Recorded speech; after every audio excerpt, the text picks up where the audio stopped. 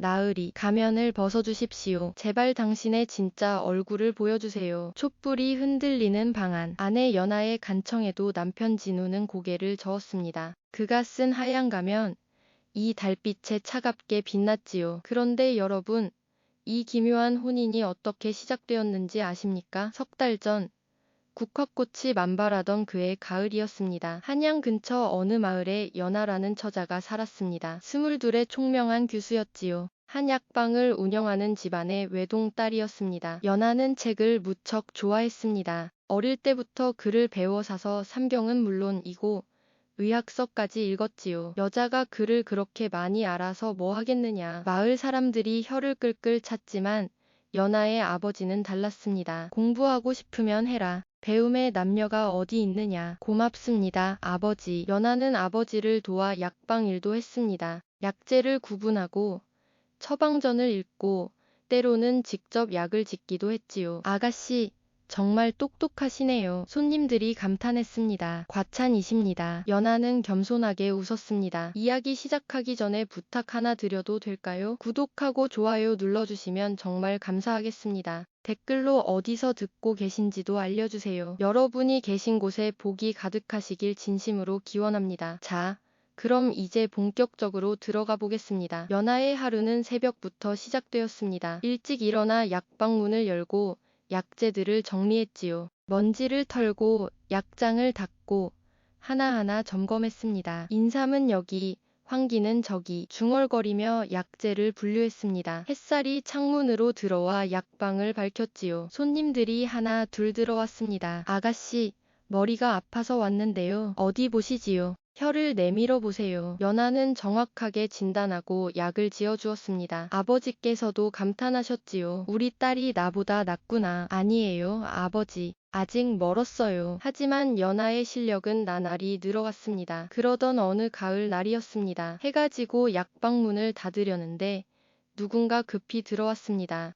제발 도와주십시오. 하나인이었습니다. 숨을 헐떡이며 급하게 말했지요. 저희 도련님께서 갑자기 쓰러지셨습니다. 어디가 아프신데요? 잘 모르겠습니다. 갑자기 고열이 나고 의식을 잃으셨습니다. 아버지, 연하가 아버지를 불렀습니다. 하지만 아버지는 다른 환자를 보러 먼 마을에 가셨지요. 아버지께서 안 계신데 제발 아가씨라도 와주십시오. 도련님께서 위독하십니다. 하인이 애원했습니다. 연하는 고민했습니다. 좋습니다. 가보겠습니다. 약상자를 챙겨 하인을 따라갔습니다. 마을 끝에 있는 큰 기와집이었습니다. 제법 부유한 양반집 같았지요. 이쪽입니다. 방으로 안내받았습니다. 침대에 한 남자가 누워 있었습니다. 이불을 덮고 있어서 얼굴은 보이지 않았지요. 도련님, 의원을 모셔왔습니다. 하인이 말했지만 대답이 없었습니다. 연하가 다가가 환자를 살펴보려 했습니다. 잠깐, 갑자기 날카로운 목소리가 들렸습니다. 뒤를 돌아보니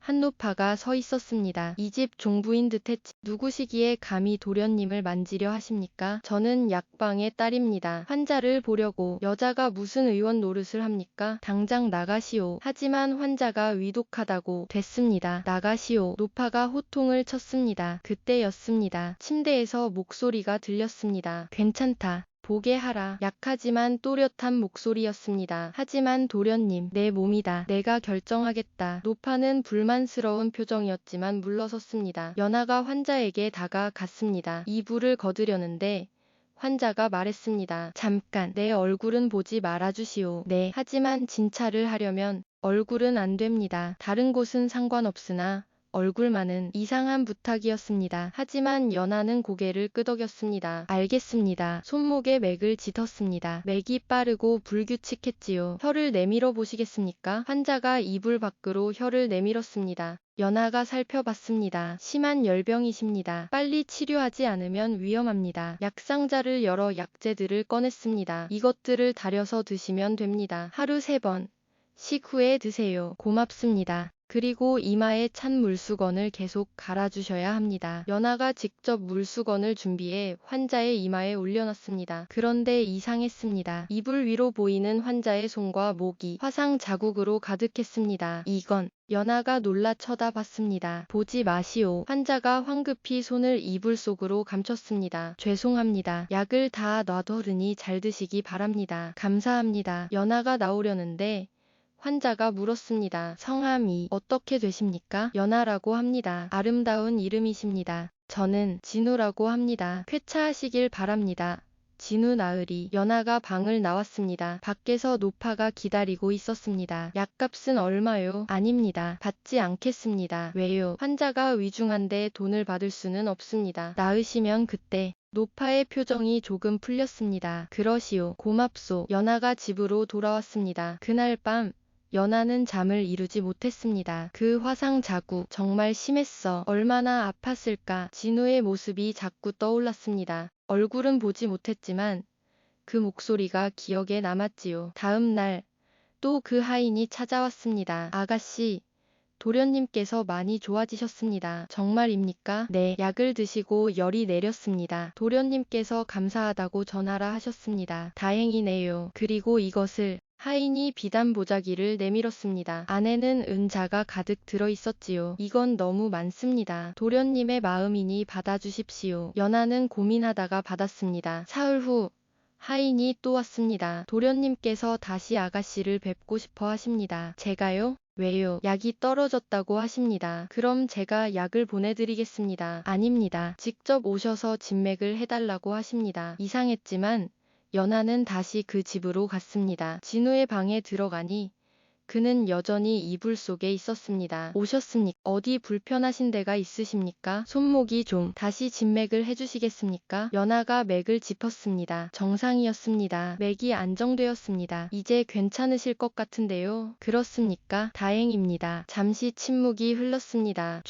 연하 낭자. 네, 혹시 차라도 한잔 하시겠습니까? 네, 제가 감사의 표시로 아주 좋은 차가 있습니다. 연하는 잠시 망설이 다 고개를 끄덕였습니다. 하인이 차를 가져왔습니다. 두 사람은 마주 앉아 차를 마셨지요. 물론 진우는 여전히 이불로 얼굴을 가리고 있었습니다. 이 차 정말 좋네요. 제가 좋아하는 차입니다. 마음에 드셨다니 기쁩니다. 그런데 나으리, 실례지만 왜 얼굴을 가리고 계신 겁니까? 침묵이 흘렀습니다. 보기 흉합니다. 네, 제 얼굴은 화상으로 심하게 망가졌습니다. 사람들이 보면 놀라서 도망갑니다. 진우의 목소리가 떨렸습니다. 그래서 평생 이렇게 숨어 살아야 합니다. 연하의 가슴이 아팠습니다. 언제 다치신 겁니까? 10살 때였습니다. 집에 불이 났었지요. 부모님을 구하려다. 그러셨군요. 부모님은 돌아가셨습니다. 저만 살았지요. 이 흉한 얼굴로 진우의 목소리에 슬픔이 묻어났습니다. 그 이후로 저는 사람들을 피해 살았습니다. 낮에는 방에만 있고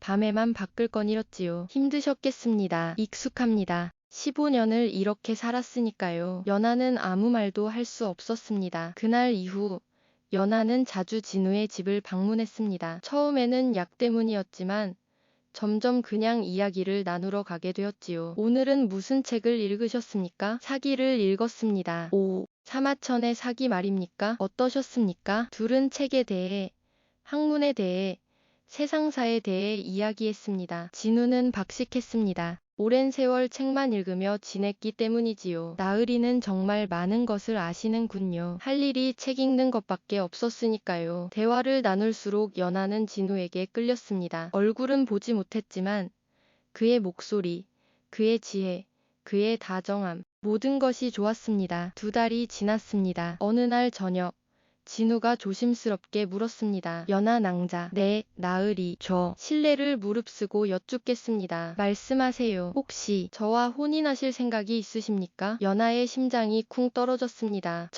저와요? 네. 저는 낭자를 사랑하게 되었습니다. 비록 제 얼굴을 보여드릴 수는 없지만 나으리, 낭자만 이 저를 사람처럼 대해주셨습니다. 얼굴을 보지도 못했는데 저와 이야기를 나눠주시고 웃어주시고 진우의 목소리가 떨렸습니다. 하지만 제가 너무 많은 것을 바라는 것인지도 모르겠습니다. 이런 괴물 같은 저와 혼인하실 리가. 괴물이라니요. 연하가 끼어들었습니다. 나으리는 괴물이 아닙니다. 제가 만난 사람 중 가장 지혜롭고 따뜻한 분입니다. 낭자. 얼굴이 중요합니까? 중요한 건 마음이지요. 연하가 깊이 숨을 들이쉬었습니다. 저도 나으리를 사랑합니다. 정말입니까? 혼인하겠습니다. 진우가 벌떡 일어났습니다. 너무 기뻐서 이불이 흘러내릴 뻔했지요. 급히 다시 가렸습니다. 감사합니다. 정말 감사합니다. 그의 목소리에 눈물이 섞여 있었습니다. 하지만 한 가지 조건이 있습니다. 무엇입니까? 혼인 후에도 제 얼굴을 보려 하지 말아 주십시오. 그건 저도 낭자께 제 얼굴을 보여드리고 싶습니다. 하지만 너무 끔찍해서 낭자께서 놀라실까봐. 알겠습니다.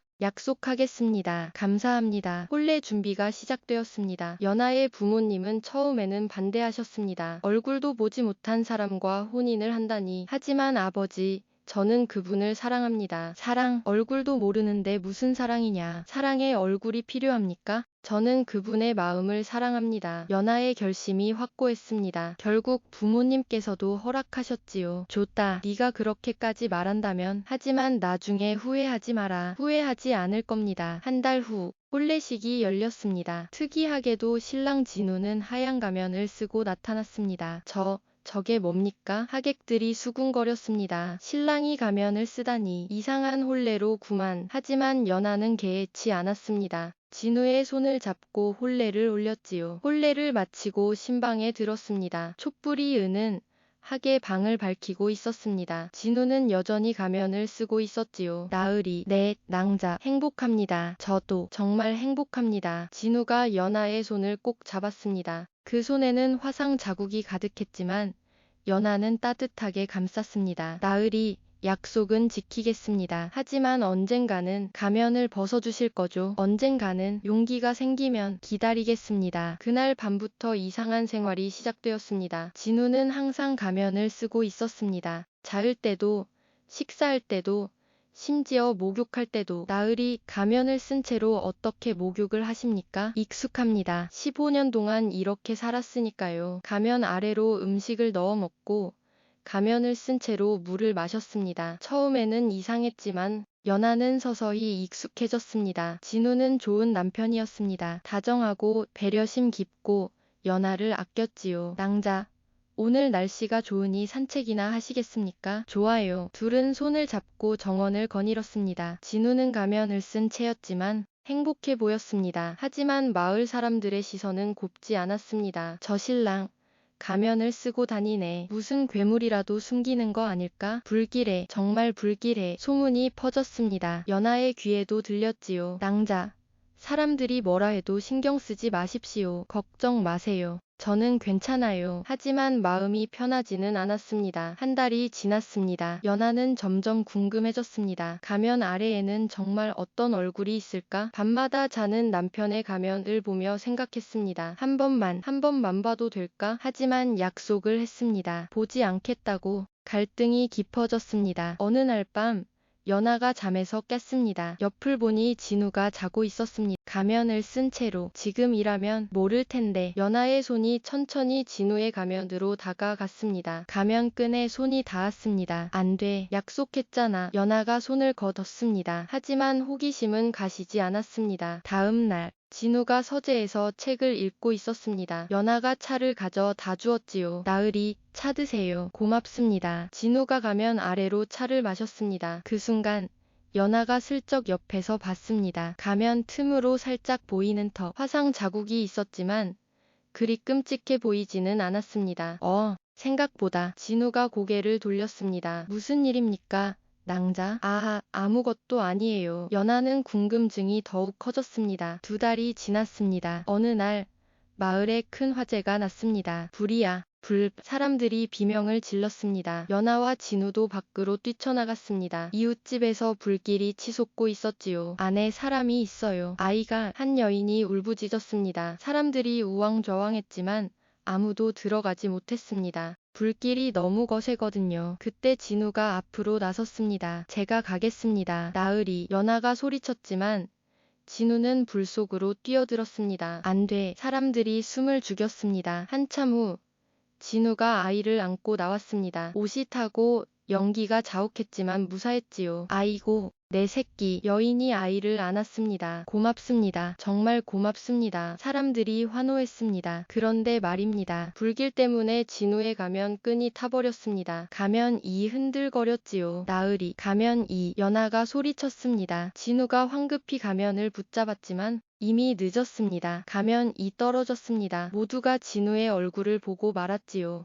침묵이 흘렀습니다. 진우의 얼굴에는 화상 자국이 있었습니다. 왼쪽 뺨과 이마에 붉은 흉터가 있었지요. 하지만 저게 전부입니까? 한 사람이 중얼거렸습니다. 화상 자국은 있었지만 생각보다 끔찍하지 않았습니다. 오히려 준수한 얼굴이었지요. 괴물이 아니잖아. 그냥 보통 사람인데. 사람들이 웅성거렸습니다. 진우는 당황해서 땅을 보며 서 있었습니다. 미안합니다. 놀라셨을 텐데 무슨 말씀을? 은인이시잖습니까? 아이 어머니가 말했습니다. 우리 아이를 구해주셨는데 얼굴이 어떻든 상관없습니다. 맞습니다. 고맙습니다. 사람들이 박수를 쳤습니다. 진우는 믿을 수 없다는 표정이었습니다. 연하가 다가가 진우의 손을 잡았습니다. 나으리, 보세요. 아무도 놀라지 않았어요. 하지만 나으리께서 스스로를 괴물이라고 생각하셨을 뿐이에요. 다른 사람들은 그렇게 생각하지 않아요. 진우의 눈에 눈물이 고였습니다.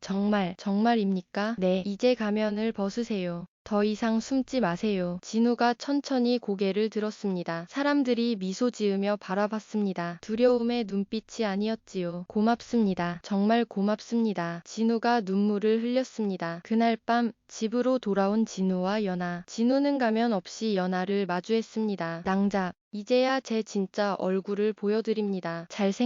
거짓말입니다. 흉터가 어때서요? 나으리는 여전히 잘생기셨어요. 연하가 진우의 뺨을 쓰다듬었습니다. 이 흉터는 부모님을 구하려다 생긴 거잖아요. 부끄러운 게 아니라 자랑스러운 거예요. 낭자, 그리고 오늘도 아이를 구했잖아요. 나으리는 영웅이에요. 진우가 연하를 꼭 안았습니다. 감사합니다. 정말 감사합니다. 낭자가 아니었다면 저는 평생 가면 뒤에 숨어 살았을 겁니다. 이제 자유로우세요. 더 이상 숨지 마세요. 네, 낭자. 그날 이후 진우는 가면을 벗었습니다. 처음에는 어색했지만 점점 익숙해졌지요. 마을 사람들도 진우를 받아들였습니다. 저 양반, 불 속에서 아이 구한 사람이잖아. 그래. 훌륭한 사람이야. 얼굴에 흉터가 좀 있지만 마음씨가 곱잖아. 칭찬이 자자했습니다. 진우는 더 이상 밤에만 다니지 않았습니다. 대낮에도 당당히 걸어 다녔지요. 낭자, 오늘 날씨가 참 좋습니다. 그러게요. 산책할까요? 좋습니다. 둘은 손을 잡고 마을을 거닐었습니다. 사람들이 인사했습니다. 안녕하십니까? 나으리, 안녕하십니까? 진우가 환하게 웃으며 답했습니다. 시간이 흘러 1년이 지났습니다. 연하가 아이를 낳았습니다. 나으리, 딸이에요. 우리 딸. 진우가 아기를 조심스럽게 안았습니다. 정말 예쁩니다. 나으리 닮아서 그래요. 아닙니다. 낭자를 닮았습니다. 아기는 건 강하게 자랐습니다. 진우는 매일 아기에게 책을 읽어주었지요. 옛날 옛적에 다정한 목소리로 이야기를 들려주었습니다. 5년이 지났습니다. 딸이 이제 5살이 되었습니다. 아빠 얼굴에 이거 뭐예요? 딸이 진우의 흉터를 가리켰습니다. 이건 아빠가 어릴 때 다친 거란다. 아팠어요. 응. 많이 아팠지. 불쌍해. 딸이 진우의 뺨에 뽀뽀했습니다. 이제 안 아파요? 진우의 눈에 눈물이 맺혔습니다. 응. 이제 안 아파. 고마워, 우리 딸. 연하가 두 사람을 바라보며 미소 지었습니다. 어느 날 저녁, 가족이 함께 앉아 저녁을 먹고 있었습니다. 아빠, 저 궁금한 게 있어요. 뭐가 궁금한데? 엄마는 어떻게 아빠를 사랑하게 됐어요? 진우와 연하가 서로를 바라보며 웃었습니다. 그건 말이다. 아빠가 가면을 쓰고 있을 때부터였지. 가면이요? 응. 아빠는 오랫동안 가면을 쓰고 살았단다. 왜요? 다른 사람들이 무서워할까봐. 하지만 엄마는 달랐어. 진우가 연하를 바라봤습니다. 엄마는 가면 아래를 보려 하지 않았어. 아빠의 마음을 봤지. 우와. 그래서 아빠가 엄마를 사랑하게 됐단다. 딸이 박수를 쳤습니다. 멋진 이야기예요. 그날 밤 딸이 잠든 후 진우와 연하는 마당에 나와 별을 보았습니다. 낭자, 네. 나으리, 제 인생에서 가장 잘한 일이 뭔지 아십니까? 뭔가요? 낭자를 만난 것입니다. 진우가 연하의 손을 잡았습니다. 낭자가 아니었다면 저는 평생 어둠 속에 살았을 겁니다. 가면 뒤에 숨어서. 나으리, 하지만 낭자께서 빛을 보여주셨습니다. 세상이 제가 생각한 것만큼 무섭지 않다는 것을 저도 나으리 덕분에 배웠어요. 무엇을요? 진정한 아름다움은 겉이 아니라 속에 있다는 것을요. 두 사람은 밤 하늘의 별을 바라봤습니다. 달이 밝게 빛나고 별들이 반짝였습니다. 나으리, 행복하세요? 물론입니다. 낭자와 딸이 있으니 이보다 더 행복할 수 없습니다. 저도요. 두 사람은 서로를 꼭 안았습니다. 그리고 이들은 오래오래 행복하게 살았습니다. 여러분, 이 이야기가 우리에게 주는 교훈이 무엇일까요? 첫째, 겉모습으로 사람을 판단하지 말아야 합니다. 진우는 스스로를 괴물이라 생각했지만 다른 사람들은 그렇게 보지 않았습니다. 둘째, 진정한 사랑은 외모를 넘어섭니다. 연하는 진우의 얼굴을 보지도 못했지만 그의 마음을 사랑했습니다. 셋째, 우리는 종종 스스로에게 가혹합니다. 남들은 신경 쓰지 않는 것을 우리만 크게 생각하지요. 용기를 내서 세상으로 나가야 합니다. 그리고 마지막으로 진정한 아름다움은 내면에 있습니다. 흉터가 있어도 완벽하지 않아도 착한 마음씨가 가장 아름다운 것입니다. 여러분도 누군가를 만날 때 겉모습이 아닌 그 사람의 마음을 보십시오. 그리고 여러분 자신도 너무 가혹하게 판단하지 마십시오. 여러분은 생각보다 훨씬 아름다운 사람입니다. 긴 이야기 들어주셔서 정말 감사합니다. 여러분이 계신 곳에 사랑과 행복이 가득하시길 진심으로 기원합니다. 좋아요와 구독 잊지 마시고 다음 이야기에서 또 뵙겠습니다. 여러분, 안녕히 계세요.